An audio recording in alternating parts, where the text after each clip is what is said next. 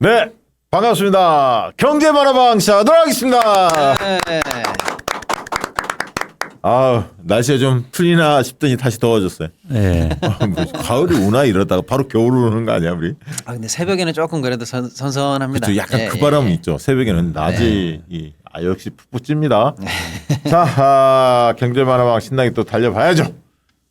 여전히 뭐 주식은 보니까 계속 3,200선에서 뭐 계속 행보를 보이고 있는 것 같아요. 그때 우리 이광수 대표께서 10월 말쯤 돼야 2차 반등이 본격화될 거다. 그전에는 약간 옥석 가리기를 잘해라. 뭐 이런 큰 흐름은 말씀 주셨는데 대략 뭐 그런 분위기로 좀 가는 거 아닌가 싶어요. 일단 뭐 그러니까 두 가지 이유인데 하나는 좀 빠른 속도로 코스피가 상승한 측면이 있고요. 예. 두 번째는 모멘텀이 그럼 또 필요한데 모멘텀이 좀 단기적으로 나타나기 좀 힘들다. 그래서 이제 내년 보고 그리고 뭐 하반기 그러니까 주총 보고 뭐 이러면서 한 10월 말쯤은 돼야 또 모멘텀이 생기지 않을까. 일단 그런 흐름으로 읽고 있습니다.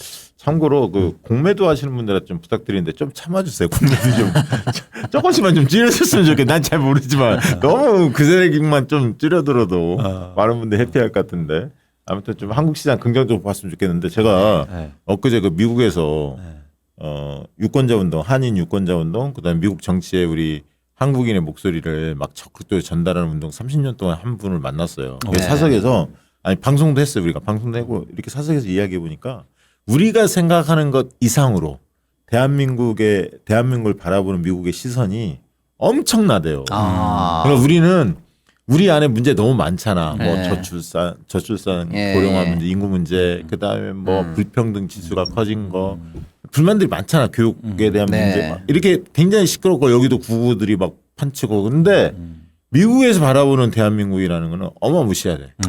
진짜로. 확실히 이제 국격이 많이 올라가는. 왜냐하면 뭐 반도체, AI, 뭐 모든 거 조선, 뭐 모든 거 주요한 산업에 대해서 일정 규모 이상으로 다 올라온 나라는 네. 중국과 대한민국밖에 없대. 미국 외에는 실제로 그렇죠. 모든 걸 다 할 수 있는 나라는. 네. 그래서 굉장히 대한민국의 가치를 높게 보고 네. 또 한류 이런 것들이 있어서 문화적인 이런 게 있어서 대한민국을 진짜 우리가 저기 생각하는 것 이상으로 대한민국은 팍팍 치고 나간다. 물론 이제 내란을 겪으면서 약간 그런 게 있었지만 과정에 굉장히 희망적으로 보더라고. 네. 그래서 자신감을 가지라라고 얘기하시더라고. 그래서 미국이 꼬꾸라지면 중국한테 기회가 올 수도 있지만 대한민국에 기회가 올 수도 있다. 초강대국이 될 수도 있다. 대한민국.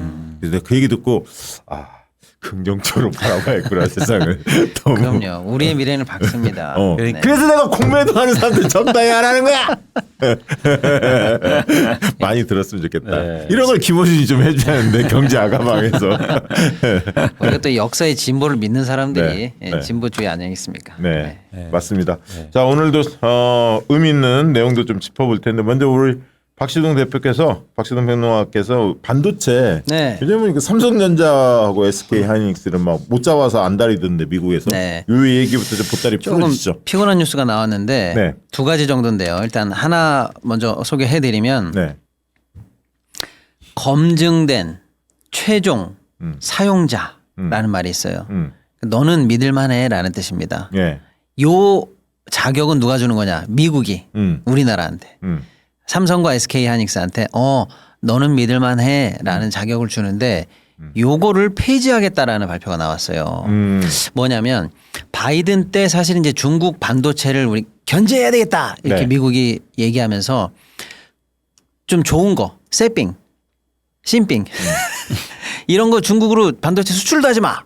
그리고 수출 안 하면 중국이 만들 수도 있잖아. 그러니까 아예 못 만들게 해야지라고 해서 반도체를 만들 장비조차 중국에 들여보내지 마. 야, 요렇게 제재를 했는데 삼성과 하이닉스가 가서 얘기한 거죠. 아니, 중국 때리는 건 좋은데 우리는 지금 중국에 공장이 2개씩이나 있어요. 삼성은 거의 30조가 들어갔고 네. SK 하이닉스도 15조가 들어갔어요. 이거는 중국 공장이 아니고 중국에 있는 한국 공장이니까 그렇지. 중국에 있다는 이유로 우리도 장비를 못 들어가게 하면 우리는 어떻게 생산하냐라고 해서 알았어. 그럼 너는 아까 얘기한 검증된 최종 사용자야. 쉽게 말하면 믿을 만한 사람이라고 내가 자격증을 줄게. 그러니까 이 자격이 있는 한 너는 니네 공장에 들어가는 건 우리가 오케이. 새로운 장비든 소재든 오케이. 이렇게 한 거예요. 네. 그래서 사실은 우리가 그 프리패스 자격을 가지고 지금까지 이 중국 제재를 우회해 왔었는데 트럼프 대통령이 지금 그거를 폐지하겠다는 거예요. 그러면 어떻게 되냐면 쉽게 말하면 미국에 있는 아주 좋은 장비들이나 소재나 이 부품들을 네. 중국 공장으로 넣을 때 하나하나 이제 너는 허가를 맡아라 이거예요. 이게 중국의 스파이로 가는 건지 SK 하이닉스 공장에 들어간다 그러면 그래서 갑자기 화웨이 공장으로 가는 건지 약 옛날 일본하고 우리 싸울 때 그거 비슷한데 지금 분위기가 맞습니다. 그래서 지금 미국 측 추산으로는 연간 1,000건 이상의 추가 허가 절차가 필요할 것 같다라는 건데 만드는구나. 그럼요. 근데 우리 업계는 그거 아니다.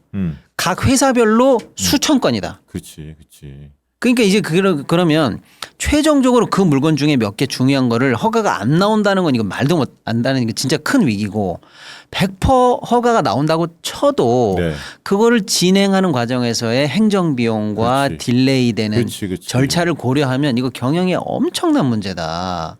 라고 하면은 지금 문제가 생긴 겁니다. 그 의도가 뭐예요, 미국이 그렇게까지 하는? 의도를 이제 정확하게는 여러 가지로 분석이 되고 있는데 아직 확언할 수는 없는 단계입니다만 하나는 어떻게든지 반도체 관련해서 추가적인 투자를 받아서 미국으로 공장을 옮겨오든지 노하우를 빼먹든지 일자리를 만들든지 해야 되는데 반도체 다른 품목처럼 관세를 팍 때려가지고 네.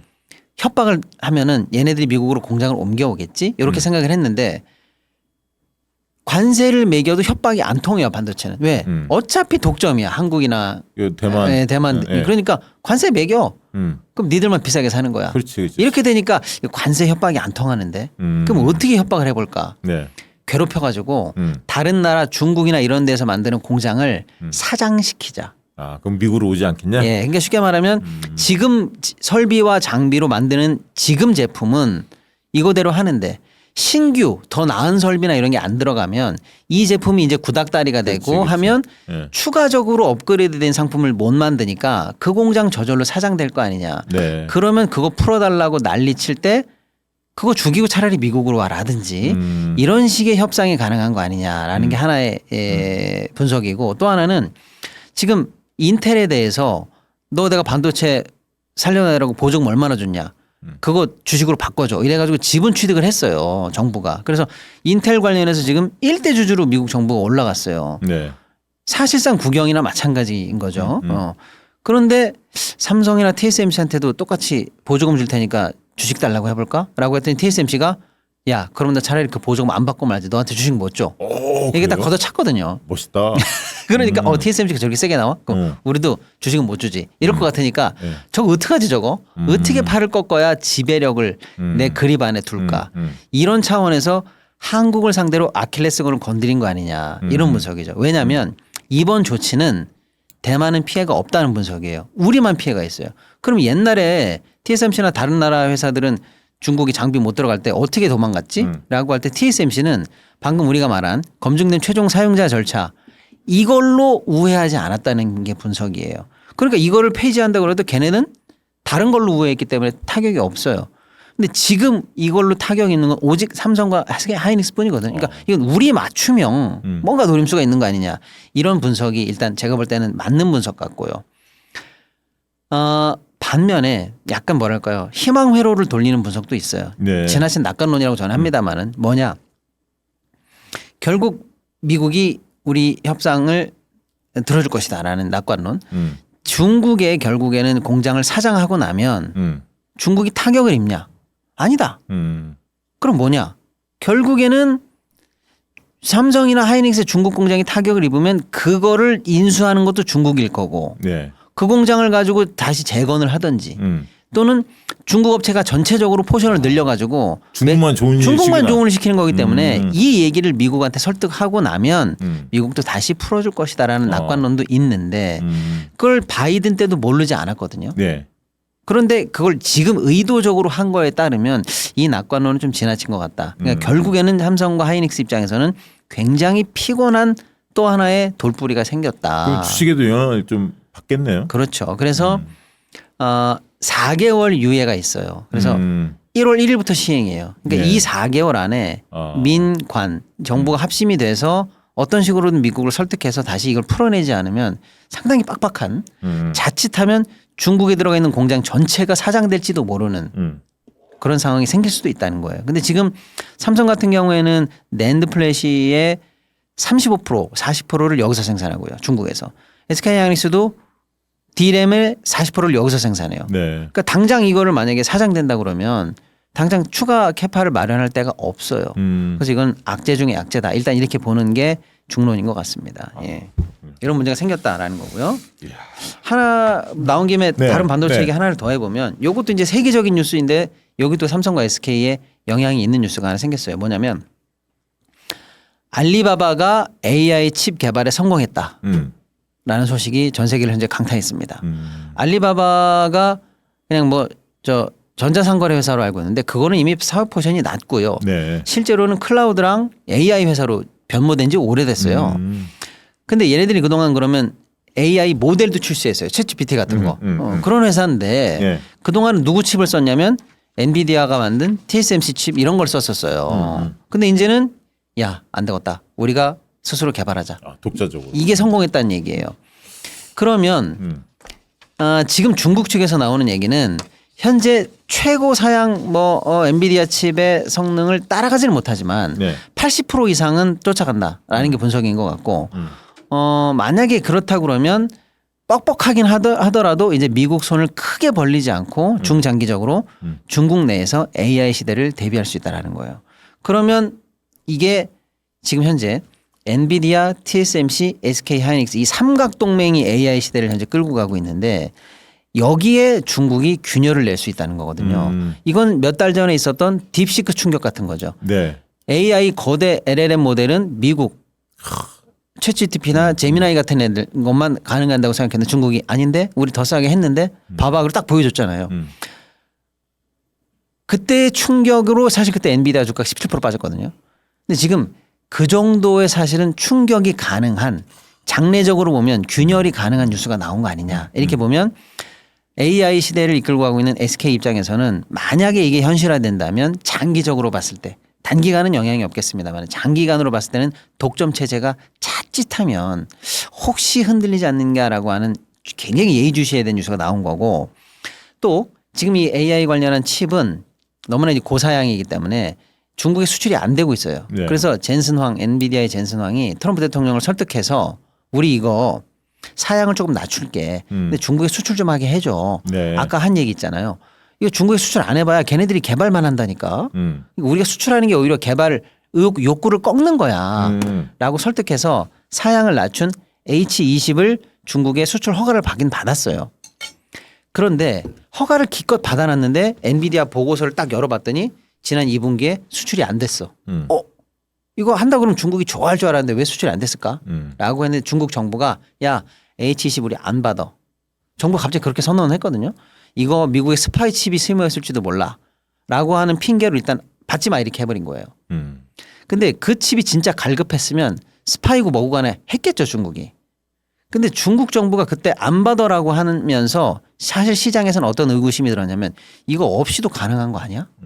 그 정도 사양은 중국이 자체 조달 가능한 거 아니라고 생각했었는데 지금 딱 상황을 보니까 알리바바도 개발을 했고 화웨이도 개발했다는 나오고 중국에 또 메타엑스라는 회사도 있고 여기도 개발했다는 얘기가 계속 나오고 있는 걸로 봐서 이제 중국이 중사양 정도까지는 개발이 완료된 거 아니냐라고 해서 그렇다면 중사양대에서의 납품이 가능한 게 삼성이었거든요. 네네. 삼성이 그러니까 그쪽 관련해서도 이제 추격이 어느 정도 허용이 됐다. 이렇게 봐야 되니까 양사 하이닉스나 삼성 관련해서 다 중국향 매출이 어느 정도는 이제 균열이 날 수 있다라는 좀 악재네요. 악재로 봐야 악재로 된다라고 봐야겠네. 하는 이 두 큰 뉴스가 반도체 관해서 나왔기 때문에 한번 좀 챙겨보셔야 될 것 같아요. 그런 측면에서는 어쨌든 삼성이 또 코스피에 영향을 크게 미치잖아요. 네. 그러면 진짜 그때 예측한 대로 10월 말까지는 행보세를 보일 가능성이 상당히 많겠네. 종목마다 약간 희비가 엇갈리긴 하겠지만. 예. 알겠습니다.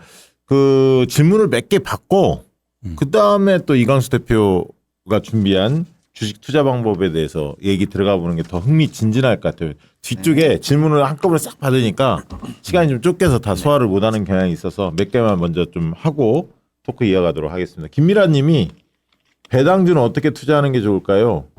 배당주도 손절매해야 하나요? 라고 의견 주시면서 꾸준히 모아가는 게 좋을까요? 현대차 우선주 보유 중입니다. 현재는 우상향 중인데 이렇게 의견을 주셨습니다. 이거는 제가 말씀 한번 드려볼게요. 네. 예를 들어서 여러분이 주식 포트폴리오를 갖고 있는데 주식 내에서 얘기하는 겁니다. 다른 자산은 안정형으로 뭐 금을 갖고 있다 이런 거 말고요. 주식 내에서의 포트폴리오도 예를 들어서 만약에 수직적으로 한번 해볼게요. 제일 밑에는 뭐예요? 그나마 조금 좀 안정적이면서 조금 저수익일 수 있죠. 중간으로 올라갈수록 중수익 중위험이 되고요. 제일 위로 갈 대로 고수익 고위험이 되겠죠. 각자 개인 포트폴리오에서 가장 밑에 안전빵으로 넣어놔야 될 게 배당주 섹션이에요. 그러면 배당주 섹션에 투자할 때 어떻게 목표 수익률을 잡아야 되냐면 이게 적어도 매력 있는 구간으로 들어와야 되잖아요. 네. 예를 들어 드릴게요. 이때 보셔야 되는 게 시가 배당률입니다. 국민은행 주식이 10,000원이라고 해볼게요. 예를 네. 들어서. 근데 배당을 만약에 한 700원 줘요. 그럼 7% 주는 거죠. 그렇죠. 이게 시가 배당률이에요. 주가하고 배당액을 한 게 시가 배당률인데 이러면 매력 있죠. 왜 네. 국민은행 예금하면 2% 주는데 이거 7% 주면 좋잖아요. 그렇죠. 이거는 매력적인 구간이기 때문에 다른 안전자산보다 주식 섹터의 안전자산으로 밑으로 넣는 게 매력이 있어요. 근데 사람들이 점점 국민은행을 좋아해. 그래서 이제 주식이 막 2만 원이 됐어요. 네. 그러면 2만 원에 7%면은 3%밖에 안 돼요. 이게 시가 배당률이 예. 배당이 똑같다고 했을 때 주당 예. 나오는 거니까요. 예. 그러면 아까는 7, 8% 나오던 배당이 이제 시가 3%. 배당률이 3%대로 떨어지죠. 그러면 이제 예금하고 비교해서 매력이 있어요? 별로 없죠. 별로 없죠. 주식은 떨어질 수도 있는 위험 그렇지, 자산인데 그렇지. 안전빵인 예금에 넣는 거랑 거의 수익률이 비슷하면 완전 매력 없는 거죠. 그래서 적어도 시가 배당률이 예금에 비해서 2배 구간 이상은 올라가야 돼요. 근데 그 구간 밑으로 내려가는 순간 배당주 매력이 없어요. 2배 정도. 예, 된다. 그러면 주가가 올라가서 시가 배당률이 떨어질 수도 있고 배당액이 줄어서 떨어질 수도 있어요. 근데 갖고 계신 주식 중에서 주가가 올라가면 아 너무 좋아라고 하지만 너무 좋아라고 하지만 시가 배당률이 매력 구간 이하로 떨어진다. 떨어지는 순간 던져야 되는 거예요. 그러면 배당주 섹션이 아닌 거예요, 거기는. 그렇지. 예, 그렇게 어느 구간에서 내가 배당주 보유 타이밍을 조절해야 되는가를 참고해 보시면 좋을 것 같아요. 네. 야, 이 얘기는 저기 경제 아가방 거기서 1년 후에나 얘기할 내용인데 굉장히 고급진 얘기야. 이거 어려워.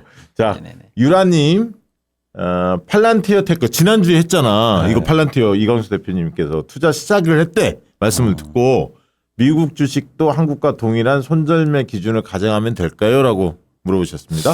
뭐 당연히 손절매 기준은 동일하고요. 그러니까 근데 약간 그 정도의 폭이 다른 거죠. 예를 들어서 지금 미국의 저는 테크 주식들은 변동폭이 크잖아요. 네. 그런데 이제 장기 성장성을 크게 보기 때문에 손절매 기준이 좀 숫자가 폭이 커야겠죠. 예를 들어서 단순하게 평균적으로 손절매가 마이너스 10%라고 하면 저런 주식들은 마이너스 한 뭐 15%에서 20%를 놓고 그러니까 하락폭을 좀 크게 보시고 그런 거에 마음가짐이 있어야 저런 일단 병동성의 그런 테크 주식에 투자할 수 있다. 그렇게 이제 생각하시고 그러니까 테크 주식이나 이런 변동폭이 큰 거는 등락폭도 조금 더 크게 봐야겠군요. 그렇죠.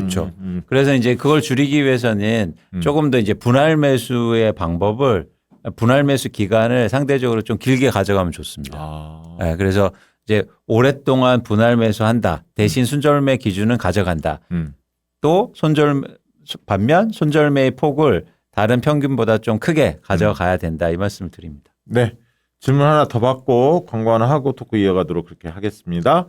미국 30년 국채 이것도 많이 했던 건데 커버드 콜. 네, 커버드 콜 질문. 이제 공부하고 연금 저축으로 하려고 하는데 미국 장기 국채 금리가 최고가로 오르고 관세 관련 미국 대법원 판결 뉴스가 있어서 앞으로 어떤 영향이 있을지 궁금합니다. 네, 커버드 콜 얘기는 저희가 많이 해드렸으니까 그거 자체는 이제 넘어가고요. 지금 일단 미국 장기 국채 금리 그 자체가 지금 현재 굉장히 지금 뜨거운 상황이에요. 지금 미국뿐만 아니라 독일, 프랑스, 영국, 네덜란드 다 마찬가지입니다. 네. 그러니까 서구 지금 선진 증시에서 장기채 금리가 현재 폭등하고 있어요. 네. 그래서 유럽 같은 경우에는 15년 이래 최고 구간을 현재 지금 찍었고요. 어저께. 미국도 30년채가 지금 5%를 터치를 막 할까 말까 하는 정도까지 와 있어요. 네. 왜 불안하냐면 네. 영국은 영국대로 지금 정치적으로 불안해서 불안한 거예요. 총리가 갑자기 뭐 자기가 그립을 갖고 경제 정책을 한다고 그러니까 저러다가 또 사고 치지. 이래가지고 지금 난리가 났고 프랑스도 현재 잘못하면 IMF 간다라고 할 정도로 불안한 상황에서 긴축 재정을 해야 되겠다 그랬더니 싫은데 이래가지고 여야가 다 지금 반대를 하고 있고 그럼 우리 재신임 가겠다 그랬더니 그래 그럼 우린 너 불신임할 거야 이래가지고 난리가 났어요. 그러다 보니까 잘못하면 IMF를 간다 만다 하니까 미래가 불안하죠. 프랑스. 예. 마크롱 인기 없어요. 예. 그러니까 이제 금리가 뛰고 있어요. 채권이 불안하니까 안 사는다는 뜻이에요. 독일도 마찬가지고 미국도 마찬가지입니다. 미국도 지금 트럼프 대통령의 상호관세가 현재 일단 2심까지는 불법이다 문제가 났다 이런 판결이 나왔고요. 네.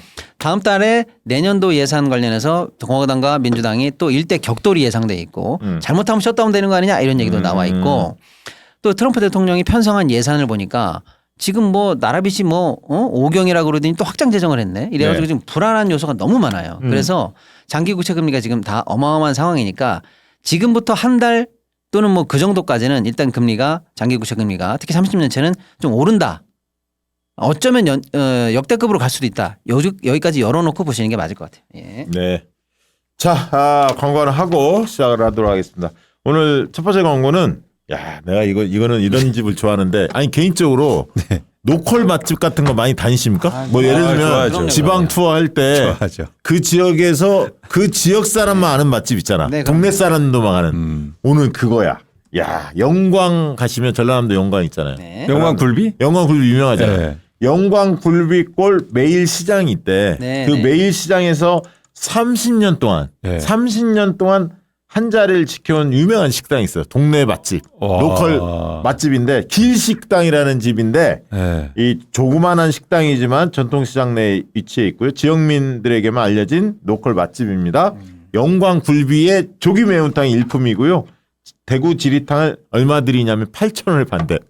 조기 매운탕 대구 지리탕 8,000원에 8,000원에? 모시고 있습니다. 8,000원이요? 이런 착한 가게야. 네, 너무 착한 가게인데 타지에서 오신 손님들이 배송 좀 해달라고 하도 요청을 많이 하셔서 이제 온라인으로도 길식당의 반찬들을 만나볼 수 있어요. 호남 가면 밑반찬이 맛있잖아. 김치부터 그럼요. 뭐 깍두기 막 최고죠. 젓갈 이런 거 맛있잖아. 네. 네. 오늘 그거 소개하는 거야. 뭐냐면 누구 때문에 장날닷컴을 열었더니 지난번 얘기했잖아. 장날닷컴은 그 상인연합회가 전남 상인연합회가 만든 네. 그런 플랫폼이에요. 그 네. 쇼핑몰인데 그걸 또 전라남도 도에서도 지원하고 뭐 이렇게 하거든요. 네.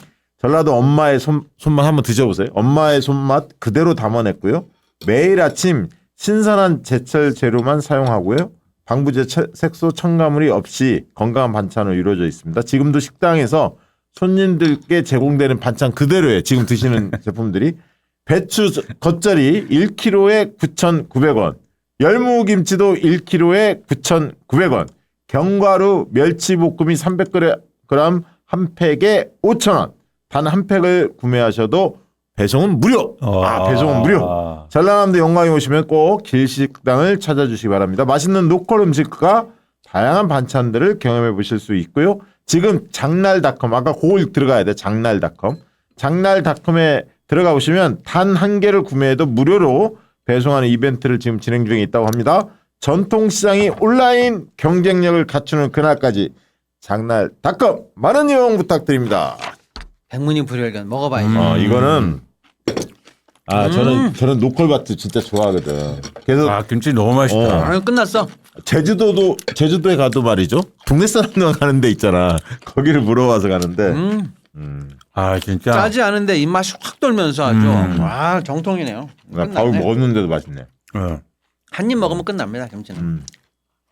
김치 진짜 맛있다. 이 멸치볶음도 있는데? 이 김치는 진짜 여기 장아찌, 깍두기, 김치 뭐 밑반찬이 굉장히 많습니다. 장아찌도 와. 그래서 다양한 반찬들이 다 준비되어 있대요. 들어가서 길식당에서 판매하는 진짜 맛있네요. 맛있다. 아 그냥 제대로입니다 다. 이건 파김치. 나이 먹으면 이게 파김치가 땡기더라고. 예. 맛있더라고. 왜 그런 거예요? 파김치는 뭐야? 그러지 파김치 맛있어. 파김치는 짜파게티랑 드실 때 필수죠. 그렇지. 아 먹고 싶다. 짜파게티에 계란 노른자 얹어가지고 파김치 줄줄 싸가지고. 야, 벌써 뚝딱 한 그릇 먹었네. 아 진짜 맛있습니다. 예, 여러분. 많은 분들 여러분들이 말씀 아니에요. 나 아까 그 질문 되게 재밌었어. 저 마지막 한번 쭉 내려올래요? 질문? 아까 질문 가볍게 질문 해소하고 하나 광고 또 해봐야 할 것 같은데 그거 있잖아 저거 나 저거 궁금했어. 주식 보통 체결량들 보다 보면요. 장이 마지막에 3시 30분이잖아. 근데 3시 29분 50초에 왕창 파는 사람이 있어. 가끔 그런 사람이 있는 것 같더라고. 그건 왜 그래요? 나 그 심리가 좀 궁금하긴 하더라고. 그거는 저건가? 공매도 세력인가? 왜 그래요? 갑자기 팍 내린 사람들 있잖아. 뭐 쭉 보다가 막판에. 이유가 여러 가지가 있지만 네. 대부분 이제 좀 불안해서 내일 더 떨어질 것 같으니까 야, 파는 거죠. 아 내일 더 떨어질까봐 그런 게 제일 강한 건가요? 그리고 이제 요즘은 뭐 이재명 정부 시절에는 이제 그런 사람 없겠지만 예를 들어서 이제 그걸 작전하는 애들은 종가 관리라고 그래가지고 마지막에 내일에 대한 기대감도 남겨놓고 있고 오늘 끝나야 되는 가격을 지네들이 만들기 위해서 계속 끌어올리려고 종가 관리 딱 오늘 얼마 찍었다 뭐 이런 그럼 거. 만약에 네. 33,000원으로 쭉 달리다가 네. 내가 주가를 좀 더 끌어내리고 싶어. 그래서 이제 많이 팔 때 더 왕창 매수하려고 네. 33,000원 달리다가 갑자기 31,000원 정도로 확 낮춰갖고 확 물량을 내고 네. 그러면 31,000원에 마무리가 되면 그 다음날 또 영향받아서 좀 3만 원까지 떨어질 가능성이 있으면 그때 매수하려고 네, 그런 사람도 그런 많고요. 사람도 있죠. 네. 실제로. 그런 의도가 숨어 있구나. 자, 정원식님 해소됐죠 질문. 자, 하루힘 홍삼 하면 기억력 이거 좋은 건데 이런 김치가 너무 맛있네 진짜. 이 관련해서 또 이건수 대표죠 광고 하나 해주시기 예, 바랍니다. 박시영 TV 하루임 홍삼 옥타플러스 믿을 수 있는 제조사 노바렉스에서 만든 하루임 홍삼.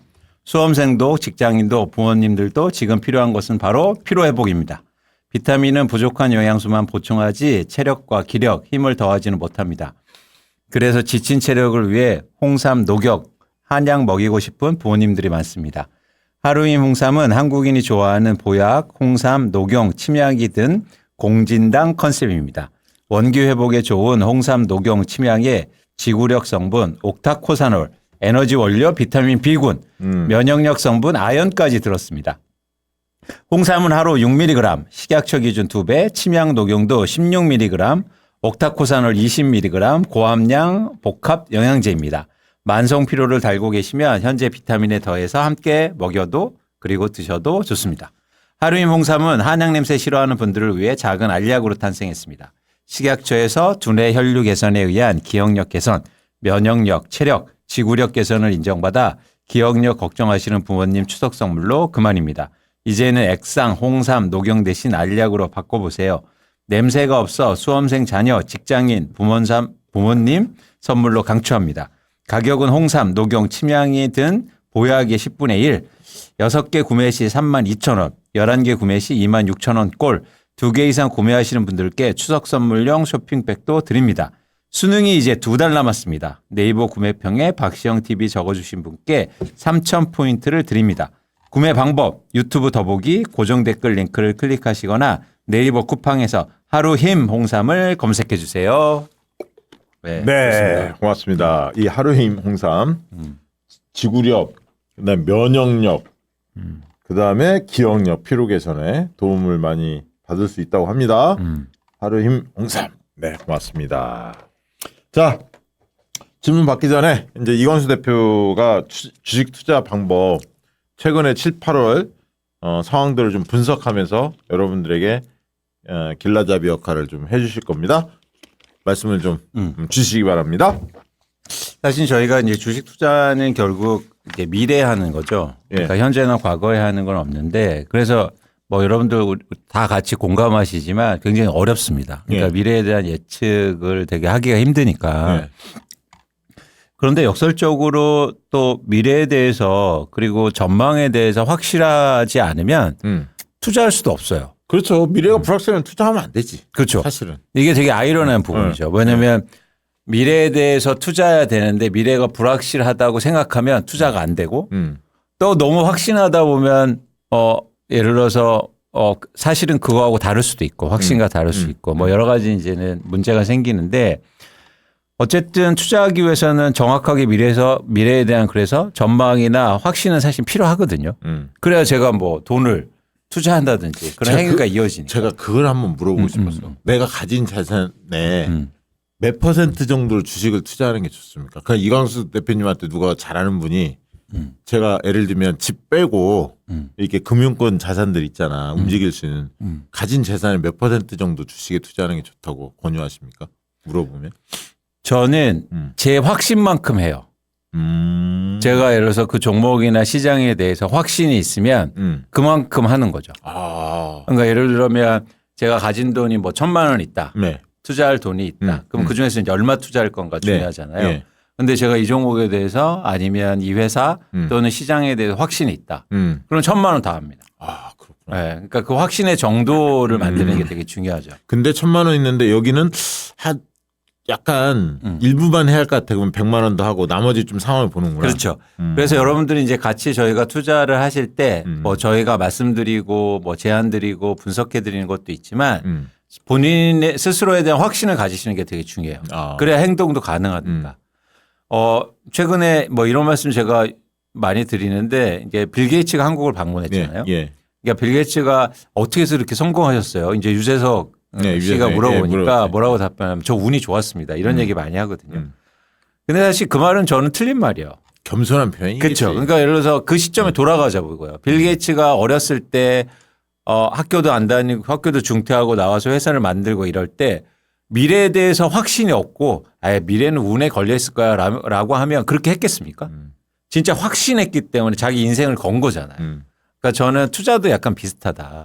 나중에 보면 운이 좋았어요라고 얘기하지만 그 과정이나 그런 결정이 있으려면 확신이 있어야 된다는 거죠. 이재용은 약간 운이 좋았어 이렇게 얘기할 것 같아. 아버지 잘 만나서. 그렇죠. 뭐 그런 케이스고. 거기는 좀. 그건 좀 다른 얘기죠. 그래서 이제는 말씀드리고 싶은 건 투자하려면 어쨌든 미래에 대한 예측이 필요한데 네. 그 확신을 만드는 과정, 이 과정을 잘 만들어가는 게 중요하고. 이게 중요하구나. 확신을 만들어가는 과정. 네. 그래서 이제 주식 투자를 할 때 그런 미래에 대한 확신이잖아요. 이 주식은 예를 들어서 진짜 오를 거야. 이런 확신을 가지려면 네. 어떻게 해야 될까? 그러니까 뭐 공부도 하시고 뭐 분석도 하시고 여러 가지 시장 상황도 보여야겠지만 제일 미래를 예측하고 확신을 갖기 위해서는 지금의 현재 주가가 우선 출발점입니다. 그러니까 현재 주가를 보고 미래에 대해서 전망하고 확신을 갖는 거죠. 근데 사람들은 되게 크게 갈려요. 뭐냐면 이게 두 길로 나누어집니다. 뭐냐면 주가가 오르는 걸 보고 많은 사람들은 더 오를 거에 확신을 갖고 그렇지. 반대로 주가가 많이 떨어지면 야 이제 더 이상 안 떨어져 바닥이야 이제 오를 거야라는 확신을 갖게 돼요. 대체적으로 그냥 긍정적으로 사고하는 경향이 있죠. 내가 선택하는 건 무조건 오를 거야. 이렇게 가든 저렇게 가든 이런 게 되게 심리가. 아니 근데 근거가 있어야 되니까 그 미래에 대한 전망에 대한 근거가 출발점은 어쨌든 현재 주가인데 네. 그러면 이제 두 길이 있다는 거죠. 하나는 뭐냐면 지금 주가가 오르는 거 살 거냐 아니면 주가가 빠지는 거 살 거냐. 근데 독특한 지점이 있어요. 네. 주식을 처음 하거나 경험이 없거나 아니면 투자를 조금 더 그러니까 실패를 많이 경험하신 분들은 자꾸 빠지는 걸 사려고 그래요. 아니, 대부분 심리가 그렇죠. 주가가 하락하면 에이 여기 더 빠지겠어? 그렇지. 이렇게 사려고 그래요. 주식 막 오르면 겁이 나거든. 그렇죠. 저 꼬꾸라질 텐데 좀 있으면 그래서 못 사잖아. 계속 올라가. 그러다가 어떻게 되냐면 그걸 또 보고 있다가 계속 오르는 걸 보고 있다가 엄청 오랐을 때 사요. 꼭지에 산다고. 또요. 그러니까 이게 어려워. 사람들의 심리가 되게 흥미로운데 그래서 이제 저희가 궁금한 거죠. 뭐냐면 결론적으로 보면 주가가 상승한 걸 사는 게 더 오르는지 아니면 주가가 빠지는 걸 샀을 때 반등하는지. 그걸 데이터로 분석을 했습니까? 네. 근데 물론 시장의 상황이 다르지만 저는 이번 7월과 그러니까 8월에 한국의 주식시장을 굉장히 흥미롭게 봐요. 그래요? 왜냐하면 네. 여러분들이 여기서 잘 보셔야 될 게 뭐냐면 주가가 4월부터 8월까지 코스피 지수가 28% 상승했어요. 그런데 200까지 왔으니까. 그렇죠. 근데 그렇게 빠르게 상승하다가 8월에 1.8% 하락했다고요. 그건 뭐냐면 오르는 게 꺾였단 말이에요. 그렇죠. 이제 여기서 이제 방향성을 타진할 때 그러니까 시장이 지금 막 심리라든가 투자자들이 굉장히 혼란스러운 상황. 음. 혼란스러운 상황인데 거기서 뭔가 방향성이 나왔다면 그거는 뭐라 할까요? 정답일 가능성이 높아요. 그러니까 무슨 얘기냐면 시장이 막 오를 때, 네. 시장이 막 오를 때는 여기서는 정답을 찾기가 힘들어요. 다들 오르니까. 예. 반대로 계속 빠지는 시장에서는 뭔가 방향성을 찾기가 힘들어요.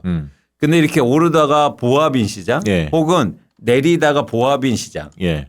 이렇게 예. 시장에서는 뭔가 방향성을 찾기 그러니까 예를 들어서 투자 방법에 대해서 찾기가 되게 좋습니다. 아, 그래요?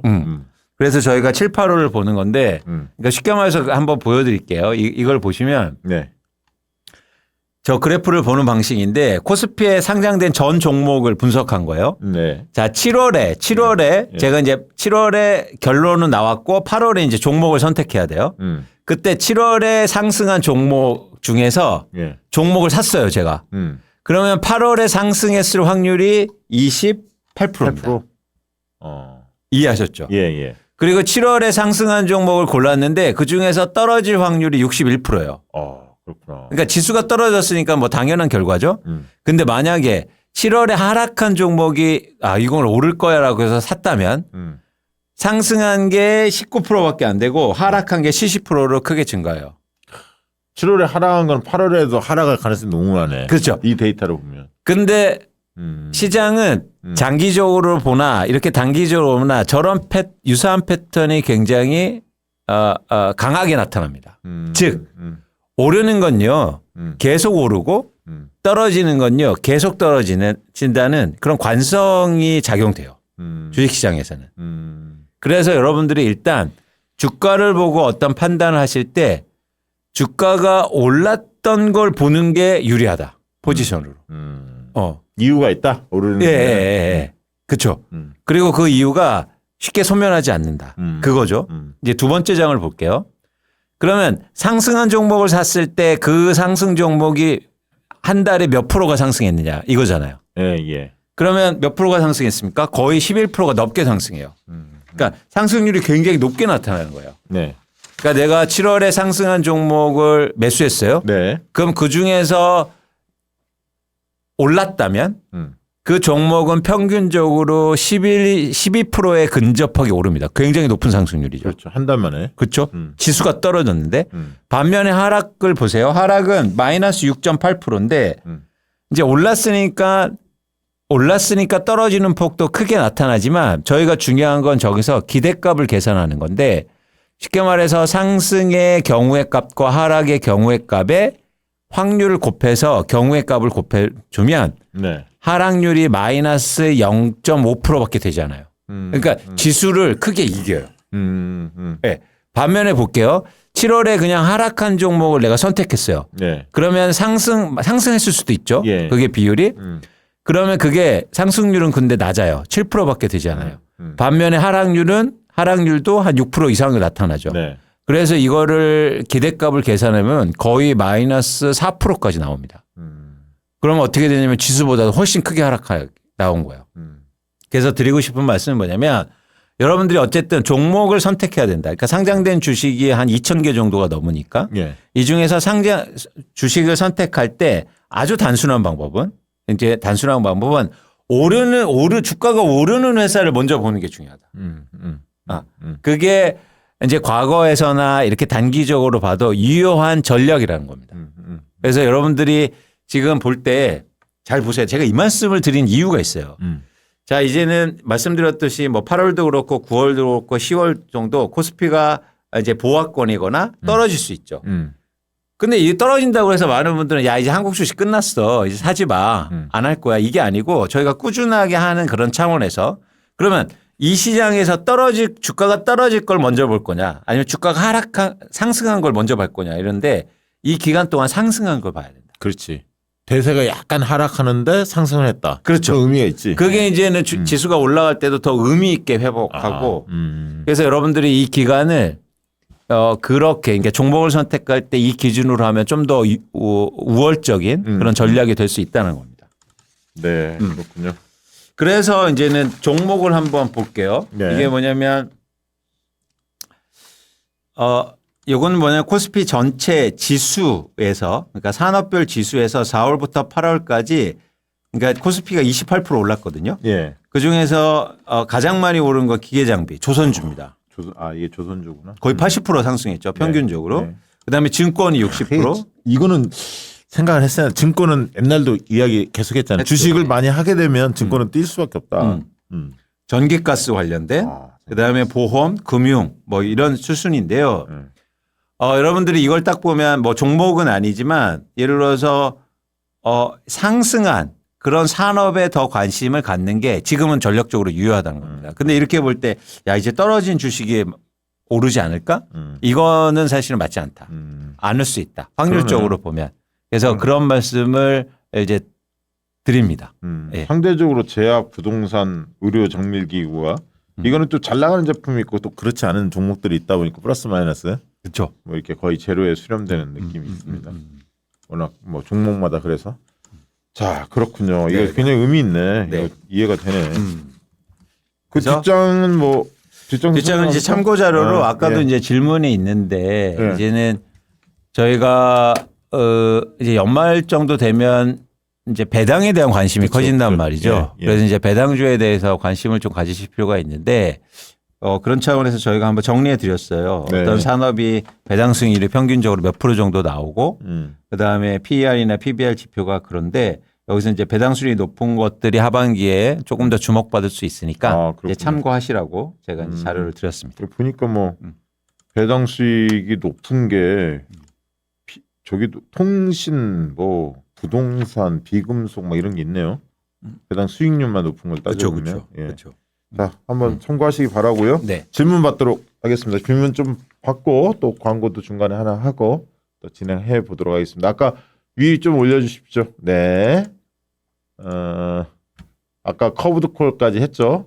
그 다음에 김재윤님이 LS와 대한전선 소송 관련 어떻게 보시는지.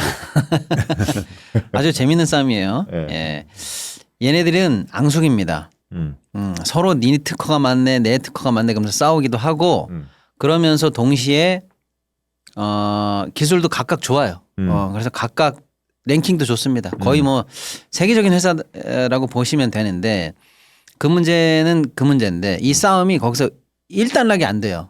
그래서 지금 쉽게 말하면 이제 대한전선 측에 사실은 예를 들어서 이제 주로 따지면 이제 모기업이라 그럴까? 예.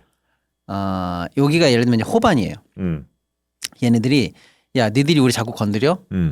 조직의 쓴맛을 보여주겠다. 그러면서 어. 상대 회사의 지분을 사기 시작합니다. 전쟁이 붙었구나. 전쟁이 완전히. 붙었어요. 지분을 사기 시작해요. 음. 그러니까 LS 입장에서 뭔데 쟤네들이 우리 걸 사지? 이 보니까 내가 니네 걸 사서 니네가 우리한테 소송을 거는 걸 못 맡게 하겠어라는 역으로 보면 그런 의도일 수도 있고 확 먹어버릴까? 이런 경고일 수도 있고 예, 그런 상황인데 거기에 더해서 이제 호반 말고 우군이 또 참전을 했어요. 최근에. 하림. 닭 만드는 하림. 그렇죠. 그래서 예를 들면 제가 친구야 너도 같이 가서 하자. 뭐 이래가지고 하림 또 하나 계열인 페노션이 또 지분을 사기 시작했어요.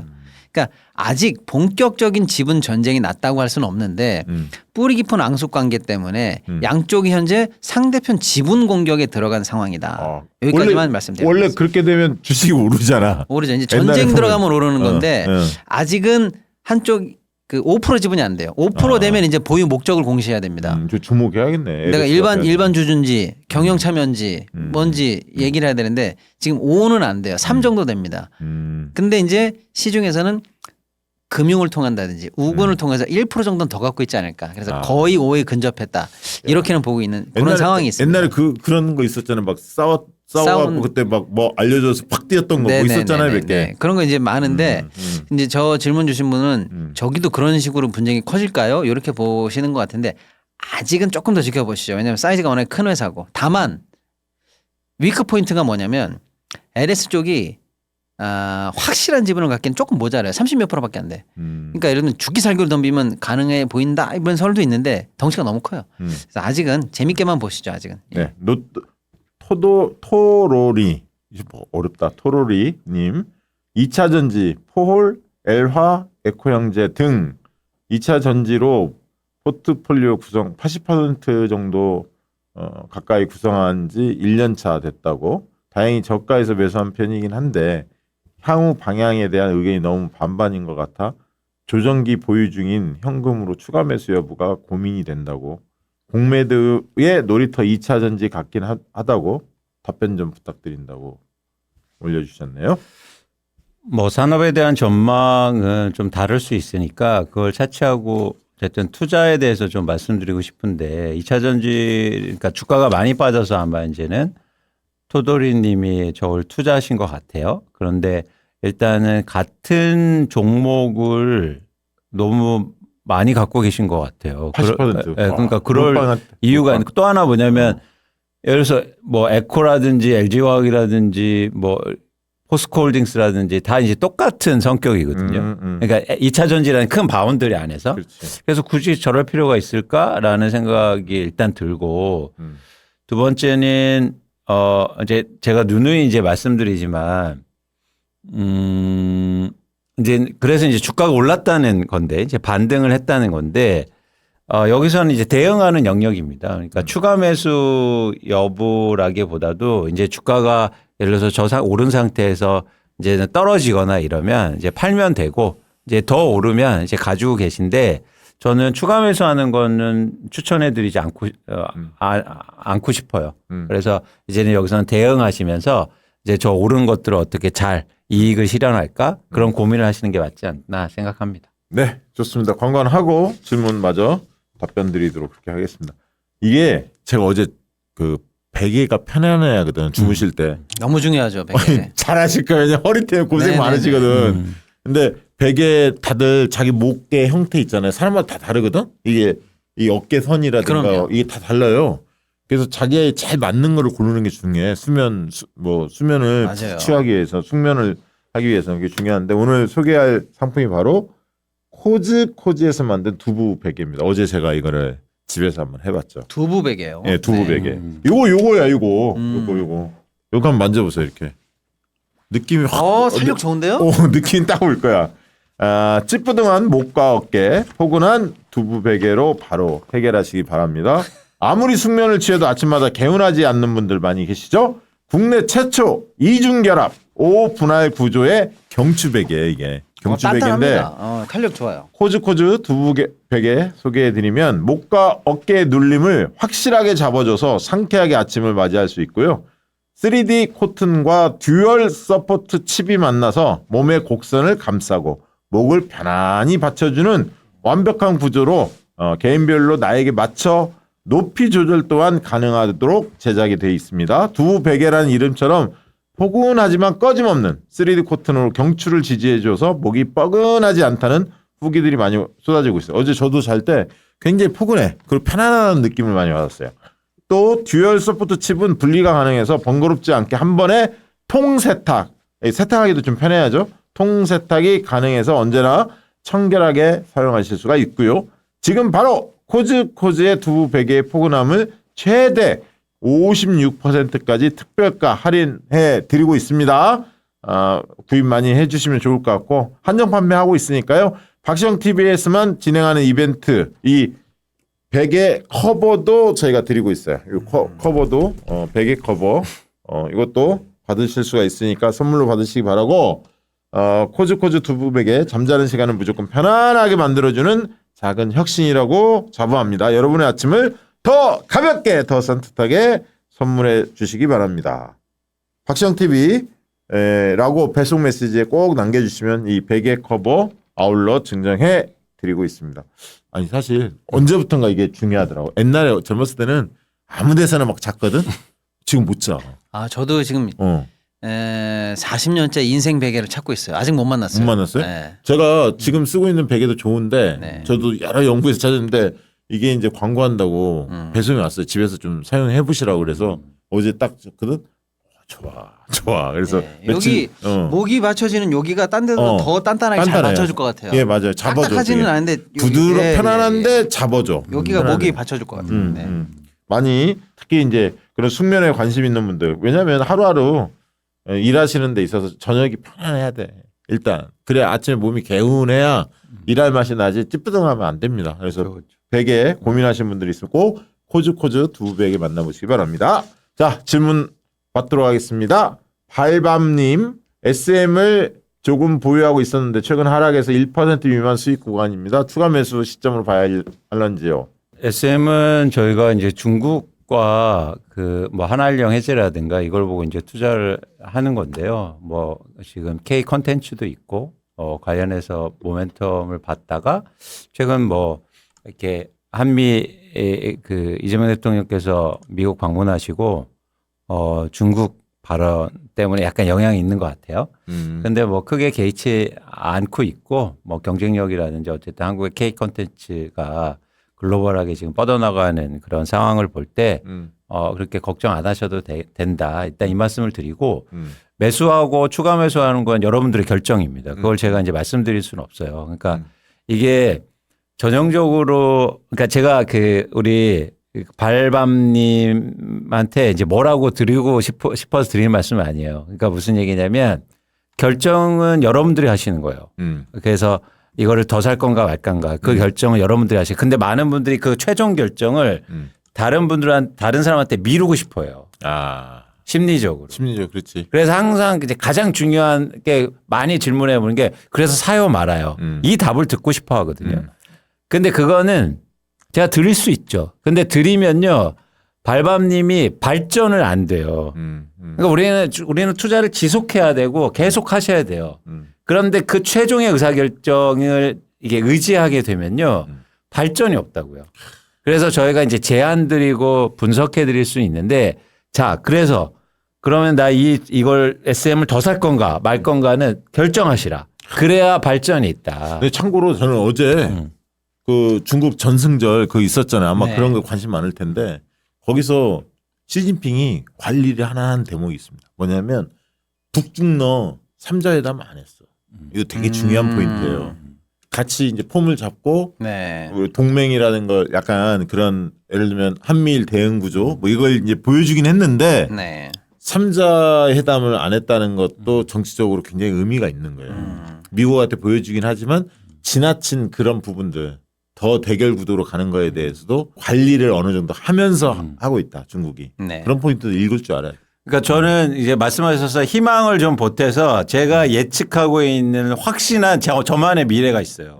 그건 뭐냐면 APEC에서 트럼프와 시진핑이 만납니다. 그러니까 제가 그리는 그림이요. 그 만나지. 당연히. 아니 그거는 이거 확신은 그러니까 제가 저만의 확신이에요. 그래서 전 그 확신을 믿고 투자해요. 됐습니다. 거기까지. 거기까지 죽은 히트 됐어. 더 이상 얘기하면 안 돼. 서머 시큐어님. 자, 저분도 뭐 자주 질문하시는 분이죠. JP모건, 모건 스탠리 등 글로벌 IB들이 우리의 금융당국 고위 관계자 및 4대 금융지주 회장 등을 만나기 위해 이번 달에 한국에 올 거라고 하는데요. 국민성장펀드와 배드뱅크 출자, 교육세율 인상, 과징금 등 약 40조가량이 우리 정부의 과도한 금융권 압박 때문에 밸류업 역행이라는 등 관치금융이라는 말까지 우리의 목소리가 들리는데요. 우리 정부의 성공을 바라는 입장에서 혹시라도 지수에 악영향을 미치지 않을까 걱정이 드는데 어떻게 생각하는지. 그거는 제가 볼 때는 그 약간의 소위 말하는 이 보수 기득권 쪽에서 나오는 언론 플레이다 이렇게 봅니다. 그렇지. 예, 왜냐면은 지지난달에도 왔다 갔어요. 근데 그때는 왜 갔다 왜 그때도 아이비들이 주요 전략 담당자들이 왔다 갔거든요. 그때는 왜 갔냐면 이 한국 시장 얼마나 좋아지나 우리가 여기 자금을 얼마나 더 넣을까 보러 온다 그래가지고 환영 일색이었어요. 오기 전부터. 예. 근데 실제로 갔다 와서 뭐 어떤 전략이 바뀌었나 이런 후속 보도 없잖아요. 예. 그러니까 물론 왔다 가면서 각자 알아서 판단하는 거지만 이번에 모건 스탠리하고 JP 모건이 온다는 거예요. 오기는. 여러 가지 둘러보러 오겠죠. 그렇지. 근데 오기 전부터 저 뒤에 있는 얘기 있잖아요. 얼마나 관치가 심하면 저러냐. 이 정부의 이 개입 경제가 얼마나 심하면 쟤네들이 걱정돼서 오겠냐. 이건 다 상상입니다. 이거 뭐 경제지 이런 데나 아니면 조선일보 이런 데 많이 나오는 H로 시작하는 그 경제지에서만 저 얘기를 해요. 한국 경제. 예. 넘어가. 넘어갑니다. 넘어가. 자, 더 이상 얘기할 필요 없어. 넘어가. 나다님. 콜마가 계속 떨어지는데 기다릴까요? 손절할까요? 4만 원대에 매수했는데 일수 9만 원대에 손절하고 일부 가지고 있어요. 아니면 더 매수해야 할까요? 라고 질문 주셨습니다. 그러니까 저 말씀도 제가 꼭 드리고 싶은 게 뭐냐면 자, 그러니까 확신을 갖고 매수를 했는데 그러니까 투자를 했습니다. 그런데 거기에서 끝이에요. 그러니까 예를 들어서 주가가 그 확신과 다르게 많이 빠진다. 그러면은 확신은 접어야죠. 그래서 손절매 하는 거예요. 그래서 우리 나단님도 생각해 보세요. 그게 제가 얼마나 떨어졌는지는 잘 모르겠지만 예를 들어서 생각하고 계신 손절매 구간에 왔다. 그러면 손절하시는 게 맞다. 네. 그런 말씀을 드립니다. 네. 자, 그 다음에 캡틴 홍이님, 시어스테크 현재 시점 매수 어떨까요? 지금 뭐 시어스테크가 어느 정도 상황인가요? 굉장히 많이 올랐죠.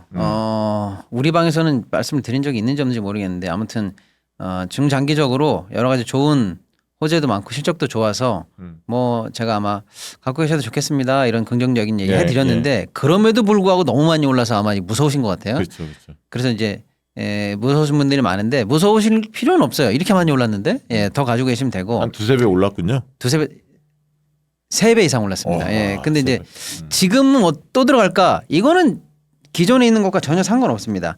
지금 베이스에서 옛날 얘기는 모른다고 생각하고 다시 한번 판단해 보세요.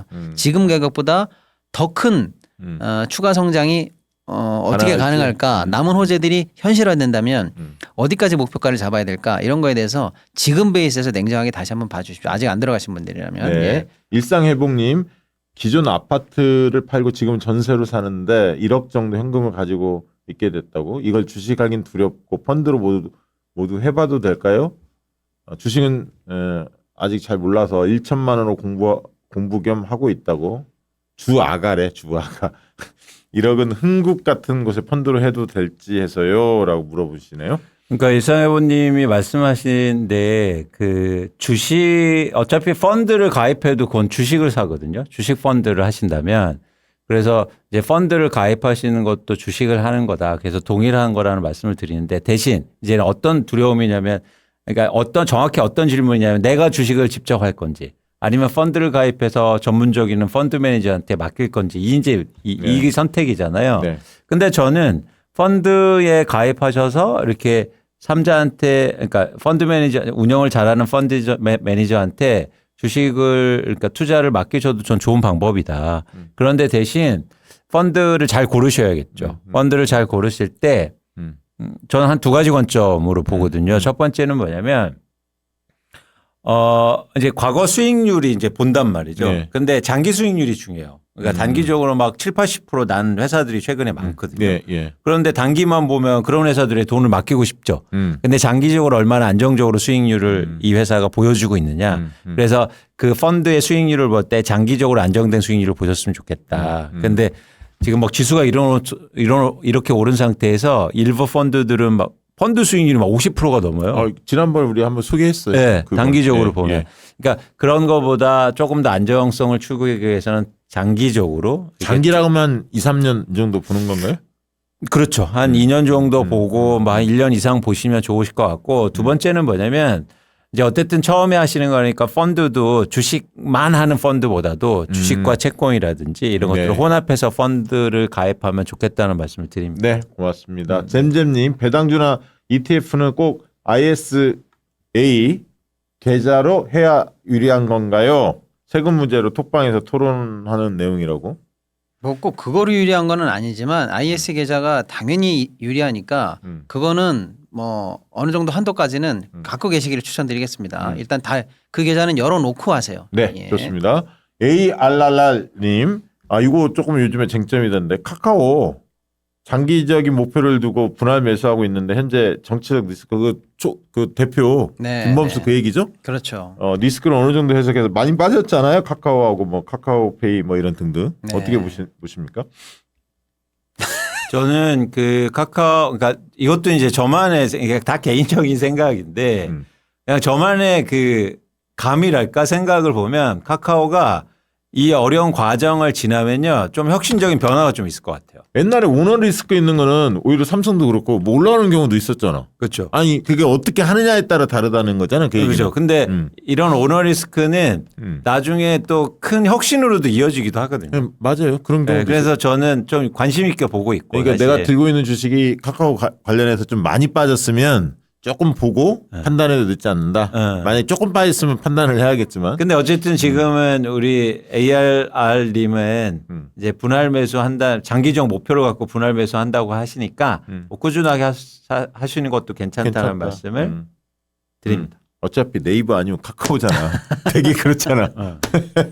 표로든지 한두 분만 하고 이제 마무리 지어야겠습니다. 멀리서 잘 듣고 있다고 광수형님 말씀에 이어 질문 드립니다. 종목을 선정하고 분할 매수 시 자금을 현금으로 들고 있다가 투입하는 게 나을까요? 아니면 지금 새 종목에 전액 들어가 있는데 마이너스 5에서 10% 사이에서 한 달 이상 보합 중이라서 한 종목 정리하고 현금으로 확보해 놓고 추가 매수, 분할 매수가 맞을런지 아니면 분할 매도해서 천천히 옮길지 투자 방법론적 질문을 드립니다. 뭐 좋은 방법은 항상 정답은 없지만 네. 그러니까 말씀하신 데는 분할 매도하면서 천천히 하시는 게 좋을 것 같아요. 좋습니다. 5월 앙코님, 자 밑에 좀 내려주세요. NG 엔솔 앞으로 전망이 어떻게 될까요? 매수 타이밍이 맞나 싶어서요. 수익은 아직 없지만 추가 매수할까 생각 중입니다. 장기 전망 부탁드립니다. AG 엔솔. 저것도 이제 2차 전지인데 이제 저희는 2차 전지에 대해서 좀 긍정적인 전망은 안 하고 있습니다. 그건 오래됐는데 그 얘기를 하신 거는 지금. 네, 근데 이제 어저께 큰 뉴스가 하나 나왔어요. 뭐 벤츠에 뭐 이제 LG엔솔이 이제 뭐 배터리를 앞으로 뭐 어마어마하게 납품을 할 수 있다. 벤츠에. 예, 그리고 이제 그걸 거래 매수 납품가로 환산하면 뭐 몇 년치 일거리가 되는 정도로 큰 계약이다. 좋은 뉴스죠. 네. 예. 그래서 일단 시장이 이제 반짝하면서 환영하긴 했는데 그 뉴스가 나쁘다는 게 아니고 다만 이제 예전에 그 뭐 10층, 20층 높은 데 있었던 그 영화까지 가는데 그런 개별 이슈들이 반가운 이슈들이긴 한데 예. 그게 그렇게 큰 뗄감으로 계속 갈 건지는 조금은 더 지켜보셔야 되지 않냐. 그래서 약간은 좀 신중한 전망 부탁드리겠습니다. 오늘도 많은 분들 질문에 답변 주셨는데 오늘 방송은 이것으로 마치도록 하겠습니다. 고맙습니다. 감사합니다. 양질의 상품을 착한 가격에 박시영TV.com